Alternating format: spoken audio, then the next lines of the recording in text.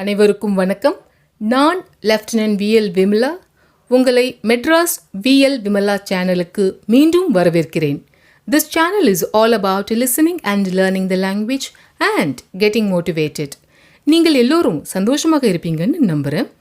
இப்போ இந்த வீடியோவில் பர்சனாலிட்டிஸை டிஸ்கிரைப் பண்ணக்கூடிய 24 வார்த்தைகளை கற்றுக்க போகிறோம்.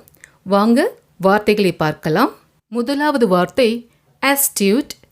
அதற்கான அர்த்தம் very clever and good at judging people or a situation.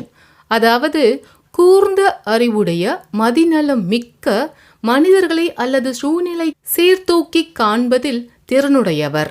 அதற்கான example, Poorni is an astute that she identified the reason for the confusion in the party so easily. அதாவது பூர்ணி பார்ட்டியில் ஏற்பட்ட குழப்பத்திற்கான காரணத்தை மிக எளிதாக அடையாளம் காட்டிய ஒரு புத்திசாலி. இரண்டாவது வார்த்தை பயோஃபைல். அதற்கான அர்த்தம் a lover of a natural world. அதாவது இயற்கை உலகை நேசிப்பவர். அதற்கான example, Wordsworth was a biophile. அதாவது வேர்ட்ஸ்வொர்த் ஒரு இயற்கை உலகை நேசிப்பவர். மூன்றாவது வார்த்தை domineering. அதற்கான அர்த்தம் one who inclined to control others in a manipulative or domineering manner. அதாவது ஒரு சூழ்ச்சி அல்லது ஆதிக்க முறையில் மற்றவர்களை கட்டுப்படுத்த விரும்புபவர்கள். அதற்கான example, Varun is a domineering person. அதாவது வருண் ஆதிக்கம் செலுத்தும் நபர். நான்காவது வார்த்தை enthusiast. அதற்கான அர்த்தம் one who is really passionate and excited about something. அதாவது ஏதோ ஒன்றில் உண்மையிலேயே ஆர்வமும் உற்சாகமும் கொண்டவர். அதற்கான example, ஆல்ட்ரெயின் is a sports enthusiast. அதாவது ஆல்ட்ரெயின் ஒரு விளையாட்டு ஆர்வலர். ஐந்தாவது வார்த்தை garrulous. அதற்கான அர்த்தம் one who talks too much.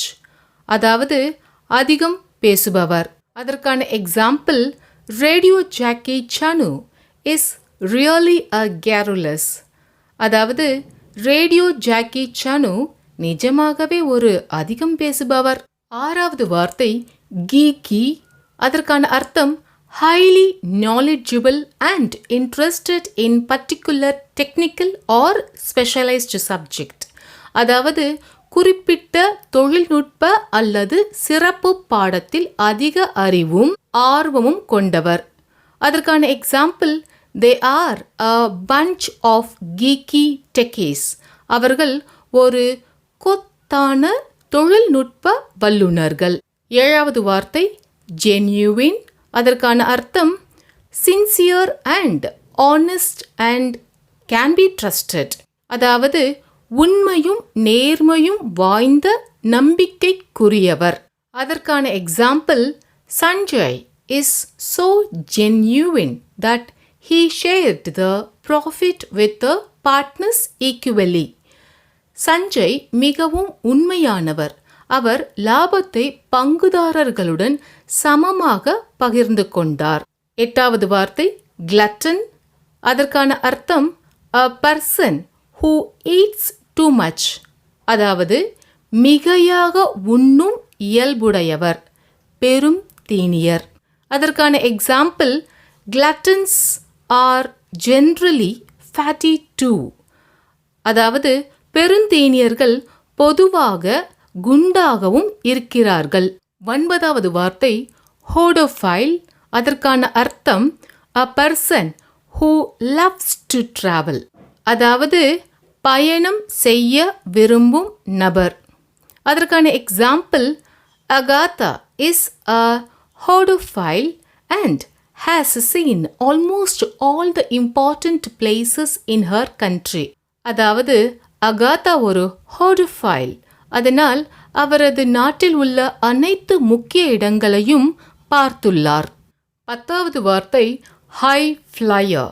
அதற்கான அர்த்தம் a person who is or has the potential to be very successful, especially academically or in business. அதாவது ஒரு நபர் குறிப்பாக கல்வி அல்லது வணிகத்தில் மிகவும் வெற்றிகரமாக இருக்கக்கூடிய அல்லது சாத்தியமுள்ளவர்.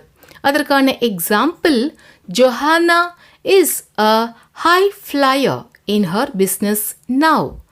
அதாவது ஜொஹானா இப்போது தனது வியாபாரத்தில் மிகவும் வெற்றிகரமாக இருக்கிறார். 11வது வார்த்தை இன்க்விசிட்டிவ். அதற்கான அர்த்தம் இன்டெலெக்சுவலி கியூரியஸ் பர்சன், அதாவது அறிவார்ந்த ஆர்வமுள்ள நபர். அதற்கான example, in the recent days many of the children are inquisitive in their nature. அதாவது சமீப நாட்களில் பல குழந்தைகள் தங்கள் இயல்பிலேயே அறிவார்ந்த ஆர்வமுள்ளவர்களாக உள்ளனர். 12வது வார்த்தை insatiable. அதற்கான அர்த்தம் someone who can't be satisfied, அதாவது திருப்திப்படுத்த முடியாத ஒரு நபர். An example for this is she is insatiable, அதாவது அவள் திருப்திப்படுத்த முடியாதவள். 13வது வார்த்தை malcontent. அதற்கான அர்த்தம் someone who is always dissatisfied, அதாவது எப்பொழுதும் அதிருப்தியுடன் இருப்பவர். அதற்கான எக்ஸாம்பிள், நகோமி is malcontent with her own cooking, அதாவது நகோமி தனது சொந்த சமையலில் கூட திருப்தியற்றவர். இன்சாட்டிபிள் பர்சனுக்கும் மால்கண்டன்ட் பர்சனுக்கும் உள்ள வித்தியாசத்தை புரிஞ்சுக்கோங்க. இன்சாட்டிபிள் பர்சனு அட்லீஸ்ட் அவங்களே நினச்சா தன்னைத்தானே சாட்டிஸ்ஃபை பண்ணிக்க முடியும்.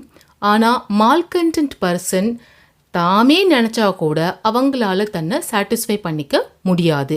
எப்போவுமே அவங்க டிசாட்டிஸ்ஃபைடு தான்.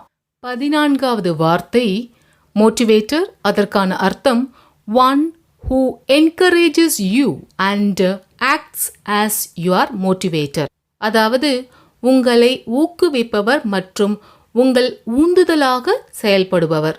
அதற்கான example, your mentor is your motivator who guides you to the right path to become successful, அதாவது உங்கள் ஊக்குவிப்பவர் உங்கள் உந்துதலாக இருக்கிறார். நீங்கள் வெற்றி பெற சரியான பாதையில் உங்களை வழிநடத்துகிறார். 15வது வார்த்தை நோவிஸ். அதற்கான அர்த்தம் a person who is new and without experience in a certain job, situation, etc. அதாவது ஒரு பணி, சூழல் முதலியவற்றில் அனுபவமற்ற புதியவராக உள்ள ஒருவர். அதற்கான example, Felix is a novice to gardening, அதாவது ஃபேலிக்ஸ் தோட்டக்கலைக்கு புதியவர். 16வது வார்த்தை நெமோஃபிலிஸ்ட். அதற்கான அர்த்தம் a person who loves the forest. It is a very rare word. அதாவது நெமோஃபிலிஸ்ட் என்பது காடுகளை நேசிக்கும் நபர் என்று பொருள்படும் மிகவும் அரிதான வார்த்தை அல்லது சொல்.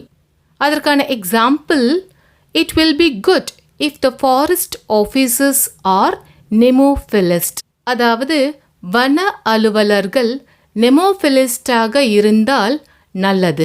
17வது வார்த்தை omniscient. அதற்கான அர்த்தம் one who literally knows all, அதாவது அனைத்தையும் அறிந்தவர். அதற்கான example, Elizabeth behaves as an omniscient, அதாவது எலிசபெத் எல்லாம் அறிந்தவராக நடந்து கொள்கிறார். 18வது வார்த்தை perseverant. அதற்கான அர்த்தம் perseverant is a one who doesn't give up easily in the face of obstacles, setbacks or challenges, அதாவது விடாமுயற்சியை தடைகள், பின்னடைவுகள் அல்லது சவால்களை எதிர்கொள்ளும் போது எளிதில் கைவிடாதவர். அதற்கான example, Jason is a perseverant who made his business a successful one, அதாவது ஜேசன் ஒரு விடாமுயற்சி கொண்டவர். அவர் தனது வணிகத்தை வெற்றிகரமாக மாற்றினார். அடுத்த வார்த்தை மிகவும் சுவாரஸ்யமான வார்த்தை, பாலிக்ளாட். அதற்கான அர்த்தம் a person who knows and uses several languages. அதாவது பல மொழிகளை அறிந்த மற்றும் பயன்படுத்தும் நபர். அதற்கான example, we can find many polyglots in India. அதாவது இந்தியாவில் பல பாலிகிளாட்ஸ்களை நாம் காணலாம். 20வது வார்த்தை versatile. அதற்கான அர்த்தம், versatile person is a one who has different abilities and knowledge and skills in executing the tasks. அதாவது ஒரு பல துறைகளிலும் திறமையுடைய நபர் என்பதால் பணிகளை செய்வதில் பல்வேறு திறன்கள் மற்றும் அறிவை கொண்டவர். அதற்கான example, Justin is a versatile communicator and can be asked for any advice. அதாவது ஜஸ்டின் ஒரு பல துறைகளிலும் திறமையுடைய பேச்சாளர் என்பதால் எந்த ஆலோசனையும் கேட்கலாம். இதற்கு அடுத்து வரக்கூடிய 4 வார்த்தைகளும் அர்த்தம் புரிஞ்சிக்கிறதுல ஒன்றோடு ஒன்று சார்ந்தவை அப்படிங்கிறதுனால 4 வார்த்தைகளும் ஒன்றா கொடுத்துருக்கிறேன். 21வது வார்த்தை பார்க்கலாம், இன்ட்ரோவர்ட். அதற்கான அர்த்தம், introverts are satisfied with focusing on their inner thoughts and ideas rather than what's happening externally. அதாவது வெளி உலகத்தை பற்றி அவ்வளவாக கவனம் கொடுக்காதவர். அதாவது உள்முக சிந்தனையாளர்கள் வெளிப்புறமாக என்ன நடக்கிறது என்பதை விட தங்கள் உள் எண்ணங்கள் மற்றும் யோசனைகளில் கவனம் செலுத்துவதில் திருப்தி அடைகிறார்கள். அதற்கான example, Paul is an introvert who lacks sociable skill. அதாவது பால் கூடி பழகும் திறமை இல்லாத ஒரு உள்முக சிந்தனையாளர். 22வது வார்த்தை எக்ஸ்ட்ரோவர்ட்.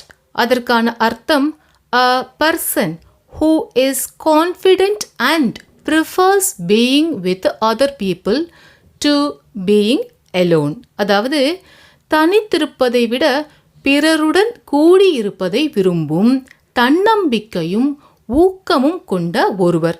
புறமுக நோக்காளர். அதாவது இவங்க வெளி உலகத்தை பற்றி அதிக அக்கறை காட்டுறவங்க. அதற்கான example, Zara is an extrovert who can make everyone to feel her presence. அதாவது ஜாரா ஒரு புறமுக நோக்காளர். அவள் இருப்பதை அனைவராலும் உணர வைக்க முடியும். அடுத்த வார்த்தை ambivert.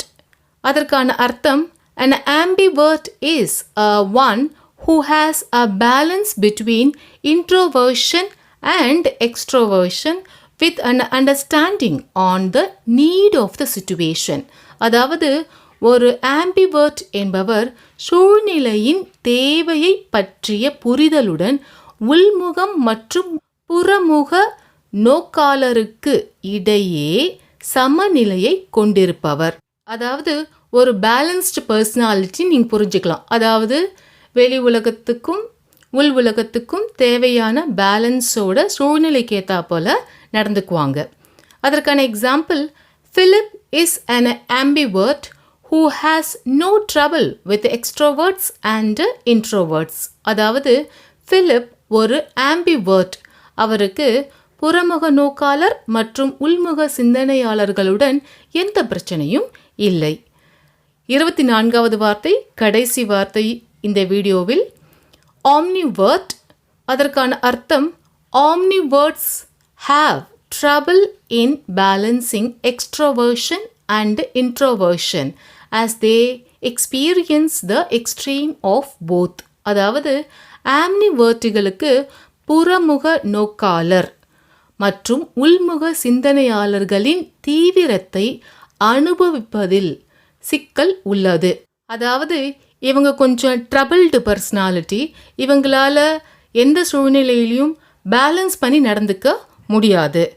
அதற்கான example, James is an omnivore whose reaction cannot be predicted or relied upon.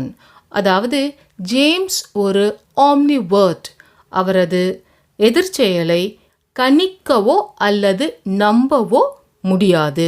Congratulations, பர்சனாலிட்டியை விவரிக்கக்கூடிய 24 வார்த்தைகளையும் கத்துக்கிட்டீங்க. நாம படிச்சதையெல்லாம் சரியா புரிஞ்சிருக்கிறோமாங்கிறத செக் பண்ணிக்கிறதுக்கு செல்ஃப் செக் கொஸ்டின்ஸ் பார்க்கலாம். உங்களுடைய ஆன்சர்ஸை காமெண்ட் பாக்ஸில் போஸ்ட் பண்ணுங்க. உங்களுடைய ஆன்சர்ஸை பார்ப்பதற்கு நாங்கள் எல்லோரும் ஆவலோடு காத்திருப்போம். வாங்க கொஸ்டின்ஸை பார்க்கலாம். Mention whether the following statements are correct or incorrect. அதாவது கீழே கொடுக்கப்பட்டுள்ள வாக்கியங்கள் சரியா தவறா என்று குறிப்பிடுங்க.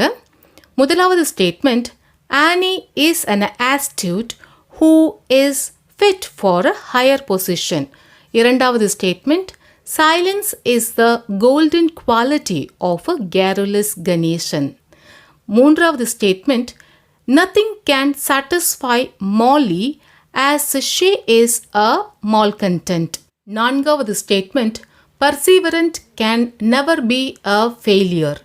ஐந்தாவது statement, Rajiv is an extrovert who always stays alone.